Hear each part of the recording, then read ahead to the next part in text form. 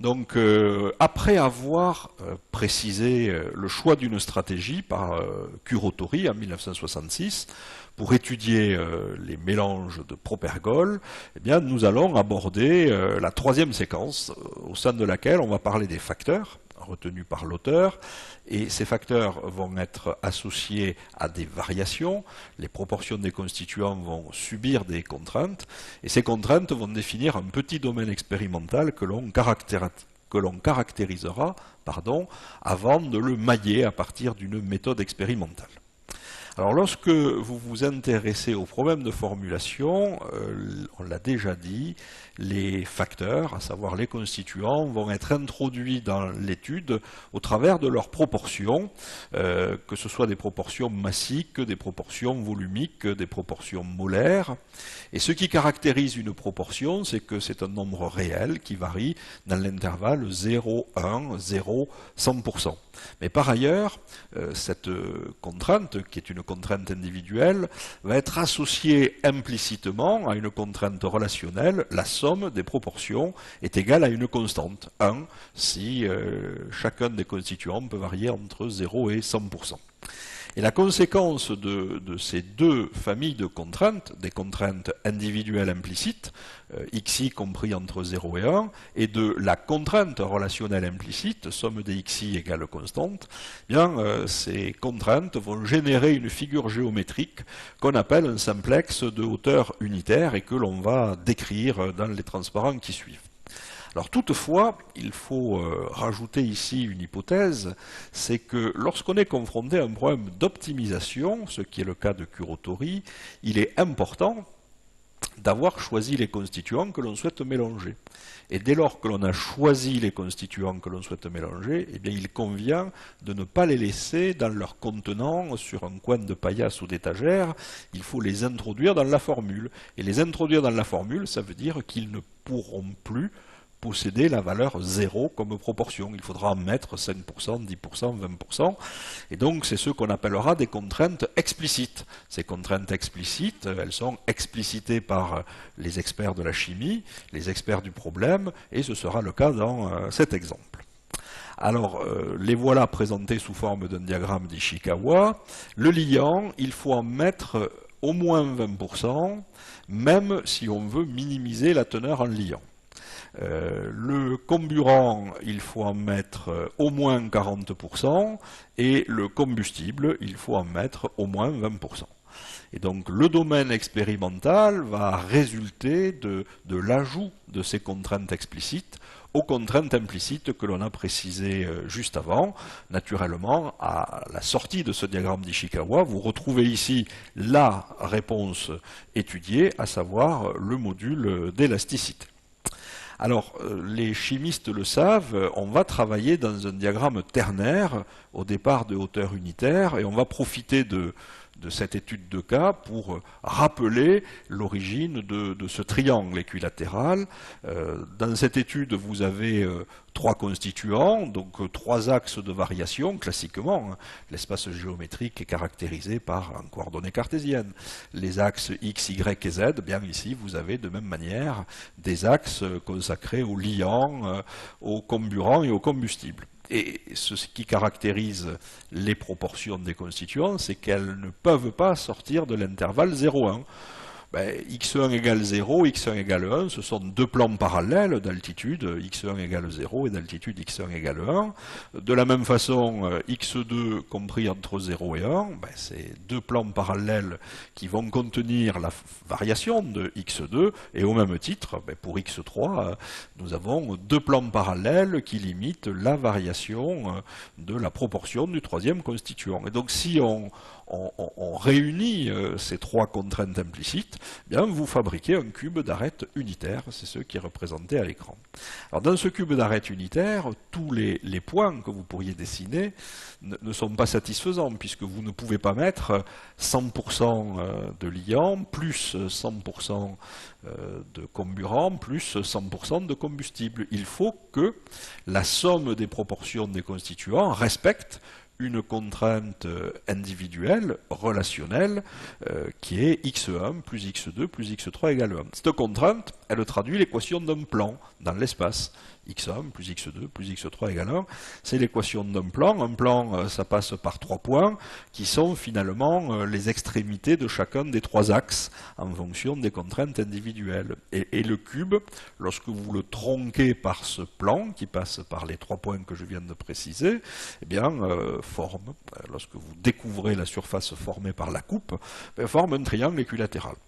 Ce triangle équilatéral, on va le redresser, et c'est dans la figure redressée que vous lisez les proportions des constituants et que vous allez pouvoir, dans cet exemple, rajouter les contraintes, vous allez pouvoir rajouter les mélanges que vous souhaitez réaliser ou que la méthode vous suggérera de réaliser, et c'est dans cette figure que vous rajouterez les valeurs expérimentales et la représentation graphique du modèle. Cette figure s'appelle un simplex. Pourquoi? Parce que nous avons affaire à une figure géométrique non dégénérée qui possède un sommet de plus, ici 3 sommets, que la dimension de l'espace qui contient la figure, à savoir ici un plan, donc un espace à 2 dimensions. Dans le même ordre d'idée, nous avons vu en cours ou dans les éléments de cours un simplex qui est un segment de droite, c'est le mélange binaire, qui était en l'occurrence un mélange de sable et de gravier. Vous avez le tétraèdre, qui est un simplex à 4 sommets, et puis vous avez des simplex à 5 ou à 6 sommets, mais vous ne pourrez plus les représenter de façon simple, puisque vous seriez obligé de le faire dans des espaces que l'œil ne peut pas embrasser du regard. Alors, ce que nous avons défini jusqu'à présent, c'est un simplex de hauteur unitaire. C'est la plus grande plage de variation des facteurs. Vous pourriez faire un mélange avec 100% de liant. On se doute qu'il n'aurait pas beaucoup d'efficacité pour servir de propulseur pour des fusées. On pourrait faire un mélange constitué de 100% de comburant ou de 100% de combustible. Et donc, ces mélanges n'ayant pas d'intérêt, les expérimentateurs ont imposé à chacun des constituants d'être au moins un peu présent. C'est ce que vous voyez ici. Le liant, il va falloir en mettre au moins 20%. Donc dans le diagramme précédent, j'ai matérialisé un trait rouge qui représente une contrainte explicite inférieure associée à la variation du constituant 1. L1 égale 0,2 pour 20%. Pour le deuxième constituant, qui est le comburant, les experts demandent à ce qu'il soit présent à hauteur d'au moins 40%. Donc je suis venu matérialiser, ou j'ai reporté, dans le triangle équilatéral précédent, une contrainte L2 égale 40%, de même pour le dernier constituant, le combustible, où la contrainte proposée par les experts est de 20%. Donc vous voyez que chaque fois que vous rajoutez des contraintes, vous êtes en train de diminuer la taille du domaine expérimental. Et il va falloir se demander à quoi ressemble ce domaine expérimental lorsque vous aurez appliqué toutes les contraintes. Eh bien, en présence de contraintes inférieures explicites uniquement, les opérateurs ici n'ont pas précisé de limite supérieure, comme dans d'autres études de cas. Eh bien, lorsque le domaine existe, il ressemble à un simplex de même hauteur, de même orientation que le simplex initial, avec une hauteur réduite naturellement, puisque vous avez contraint les plages de variation des proportions des constituants. C'est ce qu'on appelle le simplex L, et c'est à l'intérieur de ce simplex qu'il va falloir définir le nombre d'expériences à réaliser et la nature des mélanges à réaliser de façon à chercher un optimum. Alors, vous voyez ici la reproduction d'un schéma qui est dans la publication de Kurotori et dont le titre rappelle qu'il s'est intéressé au mélange présentant des contraintes inférieures. C'est pour ça que j'ai repris son exemple de façon historique, sachant toutefois que Scheffé, dans sa publication initiale, avait envisagé des pistes et d'autres auteurs également. Mais il a eu le mérite d'introduire une transformation que l'on va voir qui s'appelle la transformation en pseudo-constituant. Alors, quelle est la taille du domaine expérimental qui résulte de l'application des contraintes? Vous avez compris, au fur et à mesure de la construction de la figure, que chaque fois que je rajoutais une contrainte, je réduisais l'espace expérimental disponible.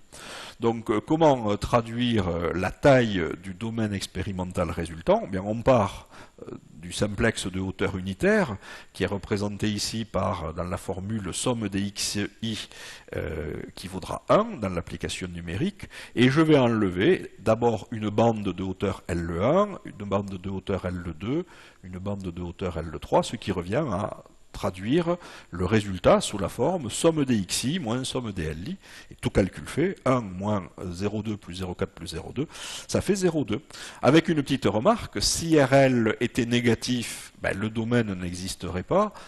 RL négatif, ça voudrait dire que les experts sont très exigeants et demandent par exemple, ici c'est facile à voir, de mettre au moins 40% de chacun des constituants.